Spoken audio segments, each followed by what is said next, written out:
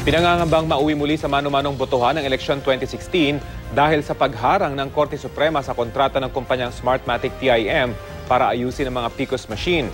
Ang COMELEC, kampante naman daw na hindi sila kakapusin sa oras. Balitang hatid ni Ian Cruz.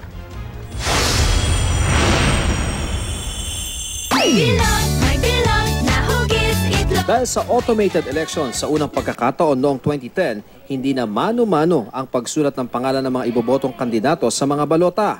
Pero posible kayang mauwi na naman tayo sa mano-manong pagboto sa 2016 presidential elections?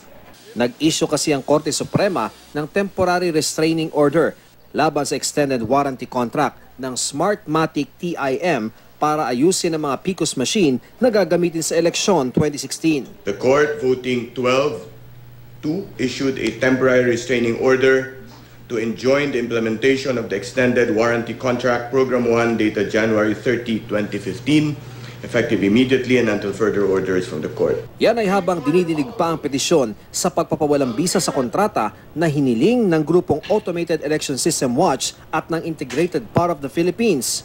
Ayon sa mga petitioner, grave abuse of discretion daw at paglabag sa procurement law ang pagbibigay ng 270 million peso contract sa Smartmatic TIM. Bukod sa nilagdaan ito ilang araw bago magretiro, sinoy COMELEC Chairman Sixto Brillantes Jr., hindi raw ito dumaan sa bidding. Sa kabila ng TRO, iginiit ng COMELEC na may sapat pa silang oras para isagawa ang maintenance sa 82,000 PICOS machine. Ang challenge dito is for us to get this TRO lifted and the case finally settled. Hindi pa ganyang ka-critical yung sitwasyon.